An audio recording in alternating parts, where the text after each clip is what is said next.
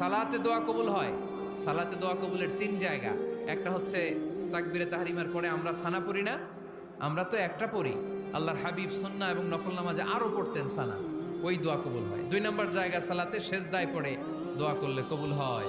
আকরাবু মা ইয়াকুনুল আবদু মির রাব্বিহি ওয়া হুয়া সাজিদ ফাকসিরু ফীহি দুআ। বান্দা যখন সেজদায় লুটিয়ে পড়ে, বান্দা আল্লাহর সবচেয়ে কাছে চলে যায়। তা কিন্তু বিশ্বনবী বলে, সেজদাটা তোমার রবের কুদরতি পায়ের উপরে পড়েছে। সেজদায় পড়ে দোয়া করেন।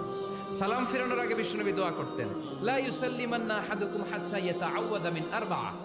আল্লাহর হাবিব বললেন, চার জিনিস থেকে পানাহ না আছে আমার কোন উম্মত যেন সালাম না ফিরায়। তারা যেন পড়ে, আল্লাহুম্মা ইন্নী আউযু বিকা মিন আযাবিল কবর, আউযু বিকা মিন আযাবি জাহান্নাম, আউযু বিকা মিন ফিতনাতিল মাহইয়া ওয়াল মামাত, আউযু বিকা মিন ফিতনাতিল মাসিহিদ দাজ্জাল।